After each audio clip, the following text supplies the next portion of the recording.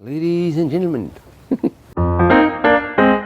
Un pressé de pommes de terre aux oignons de Roscoff, un bœuf de Bazas cuisson de 7 heures, et puis l'amandine aux poires.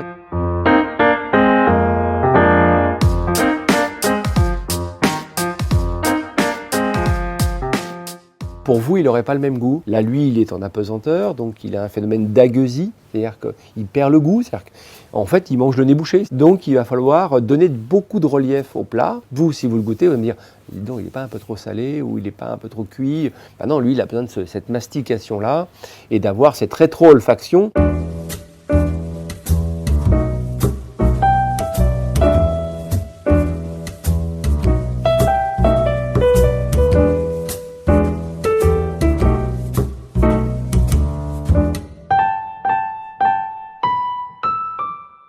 Quand on ouvre la boîte en apesanteur, en microgravité, il ne faut pas que ça parte. Donc on nous a demandé de travailler sur des gâteaux ou des textures zéro miette. Ça, c'est très important. Donc ce gâteau, par exemple cette amandine, vous l'ouvrez. Il y a suffisamment de moelleux justement sur le travail avec les pectines pour garder l'onctuosité, le moelleux de l'amande, mais pas du tout de miettes qui va se déliter. Parce que ça peut être des polluants, des parasites, et on comprend qu'après on va vivre avec des poussières, et ça c'est très perturbant. Là, il est quand même très très loin de Cératine. Donc la comfort food, elle est aussi un confort moral. Hein. Le bien-être, c'est le corps et l'esprit. C'est pas simplement la satiété de l'estomac. Non, non, non, c'est pas tous les jours. On y va, c'est la gamelle, on passe 2 heures à table. C'est pas du tout l'histoire. Ce sont des moments donnés, planifiés, d'anniversaire, de fêtes, de rencontres, d'échanges. Nourrir des astronautes, c'est nourrir des athlètes. Donc l'ESA regarde scrupuleusement lipides, glucides, sel, fibres, etc. L'ESA nous dit par exemple 0 alcool. Nous déjà ça nous a fait un petit challenge assez amusant parce que on s'est dit on va quand même faire une sauce au vin. On va se lancer dans la gastronomie française classique. Alors on a pris de l'alcool.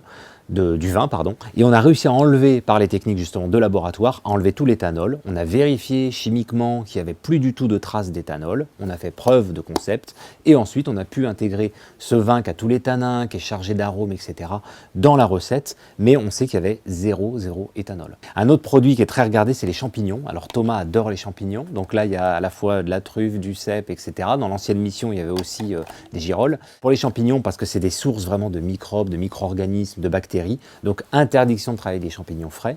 Donc ce qu'on a fait, on a pris des champignons frais quand même, on les a pasteurisés nous-mêmes, et à partir de ces conserves, on a fait des tests de vieillissement, on a montré qu'il y avait 0 microbes, et ensuite on les a réintégrés dans la recette, et cette recette a été à nouveau surpasteurisée. Comme ça, on est sûr qu'il n'y ait plus de risque sanitaire. Par contre, il faut toujours qu'il y ait ce goût champignon. Donc ça, c'était aussi un autre challenge.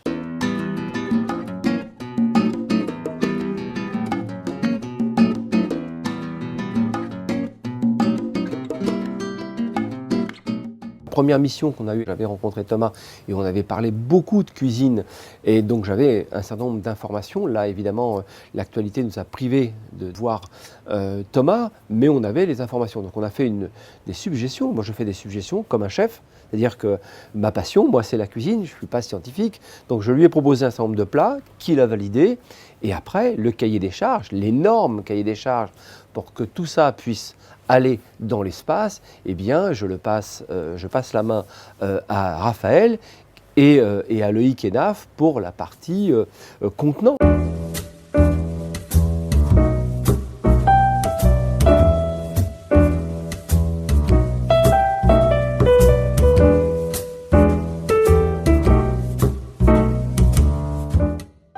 Nous fabriquons à peu près 2000 plats par an pour la station spatiale. Alors aujourd'hui, ces plats sont fabriqués à Poulrosic, en Bretagne, dans le Finistère, dans notre entreprise. Si nous n'existions pas, elles seraient fabriquées aux États-Unis. Il faudrait que les chefs se déplacent aux États-Unis. On laisse aussi Raphaël Aumont et Thierry Marx aussi travailler de leur côté. Et à un moment donné, il y a une forme de transmission où ils nous disent ce qu'ils souhaitent.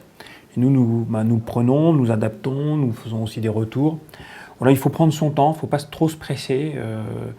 Parce qu'encore une fois, on est dans du spatial, hein, l'échec n'est pas une option. Hein. On en prend la responsabilité de la stérilisation, de la conservation, nous assurer que ce qui a été imaginé, rêvé et produit par le chef soit consommable pendant encore de longs mois pendant le séjour de l'astronaute. Maintenant, ça reste une boîte tout à fait proche de celle que l'on achète soi-même.